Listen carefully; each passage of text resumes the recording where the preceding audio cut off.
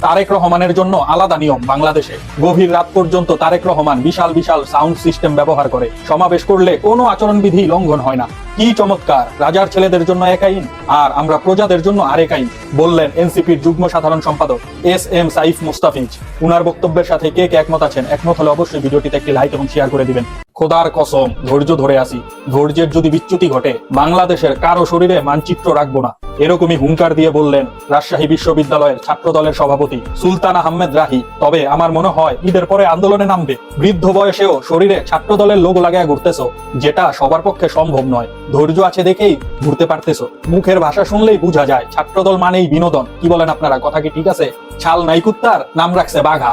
দারুণ। এবার আইসিসি কে রশিদ লতিফ যা বললেন। পাকিস্তানের সাবেক ক্রিকেটার রশিদ লতিফ মনে করেন, তিনি বলেন, বহু বছর ধরে লক্ষ্য করে আসছি আইসিসির সিদ্ধান্ত গ্রহণ প্রক্রিয়ায় বিসিসিআই কিভাবে প্রভাব খাটিয়ে আসছে। অবশ্যই বিসিসিআই সবচেয়ে ধনী এবং প্রভাবশালী বোর্ড, কিন্তু সিদ্ধান্ত যদি সবসময় তাদের পক্ষেই যায় তাহলে সেটা ক্রিকেটের জন্য ভালো নয়। রশিদ লতিফের এই বক্তব্যকে আপনারা কিরকম ভাবে দেখছেন? গঠনমূলক কমেন্টস এর মাধ্যমে আপনাদের মতামত জানিয়ে যাবেন। ধন্যবাদ। আপনার ঘরের নারীরাই তো শিক্ষিত হইয়া ঘরে বসে আছে। তারেক রহমান বলেন, আমাকে ভোট দিন, আমি নারীর ক্ষমতায়ন করব। কিন্তু জনগণের প্রশ্ন হচ্ছে, আপনার স্ত্রী ডক্টর জোবাইদা বিসিএস স্বাস্থ্য ক্যাডারে প্রথম হয়েও এখন গৃহিণী, কোনো প্রফেশনাল হিসেবে ডাক্তারি করেন না। আপনার মেয়ে জাইমা ব্যারিস্টার হওয়ার পরেও কোথাও আইন প্র্যাকটিস করে না। ফ্যামিলি কার্ড দেওয়ার মাধ্যমে আপনি নারীদেরকে কাজ করে ইনকাম করার পরিবর্তে ঘরে বন্দি করে রাখতে চান।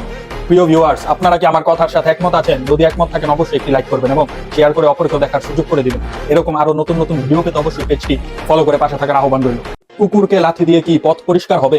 তাদের লিডার বিলাই পালে আর চান্দা আব্বাসের কর্মীরা কুকুরকে লাথি দেয়, কারণ এই পথে চান্দা আব্বাস যাবে। কি নিদারুণ প্রাণের প্রতি বিদ্বেষ! চান্দা আব্বাসের মুখে প্রশান্তির হাসি। গঠনমূলক কমেন্টস এর মাধ্যমে আপনাদের মতামত জানিয়ে যাবেন এই ব্যাপারে। ধন্যবাদ এবং পেজটি ফলো করে পাশে থাকবেন।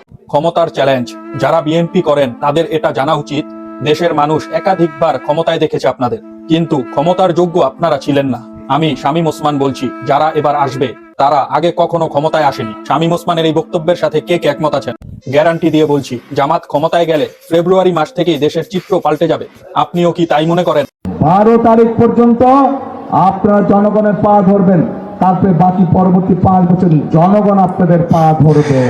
ভুল করে হলেও সত্য কথা যখন মুখ ফসকে বের হয়ে আসে, তখন এই দেশের মানুষকে চিন্তা ভাবনা করে সিদ্ধান্ত নেওয়া উচিত। আসলে কি তারা 5 বছর কোন দলের পা ধরে চলবেন, নাকি আপনার দেশে আপনি স্বাধীনভাবে মাথা উঁচু করে চলবেন? সিদ্ধান্ত আপনাদের। মাত্র 8 বছরের চাকরিতেই 12 কোটি টাকার সম্পদের মালিক বিআরটিএ কর্মকর্তা ফারহানুর। বাংলাদেশের প্রতিটি সরকারি প্রতিষ্ঠান বিদেশিদের হাতে দেওয়া হোক, তাহলে সকল ধরনের দুর্নীতি বন্ধ হয়ে যাবে। এই লোকটি কিছুটা সৎ আছে, কারণ এই পদে 8 বছরে 50 থেকে 100 কোটি টাকার মালিক হওয়া স্বাভাবিক ব্যাপার। সমগ্র বাংলাদেশের বিআরটিতে 1% সৎ লোক আছে কিনা সন্দেহ। দুদকের চেয়ারম্যান বললেন, অন্তর্বর্তীকালীন সরকার সংস্কারের নামে যতটুকু করেছে তার প্রায় সকল ক্ষেত্রেই বাস্তবে লক্ষ্যভ্রষ্ট হয়েছে। সংস্কার প্রতিরোধক মহল অপশক্তির কাছে এই সরকার আত্মসমর্পণ করেছে। এছাড়া জুলাই সনদকে যুক্তিহীনভাবে লঙ্ঘনের মাধ্যমে নেতিবাচক উদাহরণ স্থাপন করেছে। দুদকের চেয়ারম্যান আমি মনে করি শতভাগ সত্য কথা বলেছে।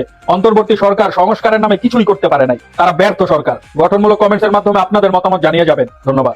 বিএনপির নাটকের শেষ নাই। টাকা ভরে মির্জা ফখরুলকে মাটির ব্যাংক দিলেন অসহায় এক নারী। ঘটনাস্থলে কান্নায় ভেঙে পড়ে মির্জা ফখরুল। পরে জানা গেল এই নারী যুবলীগ নেত্রী, এমনকি তার স্বামী 3 মামলার আসামি।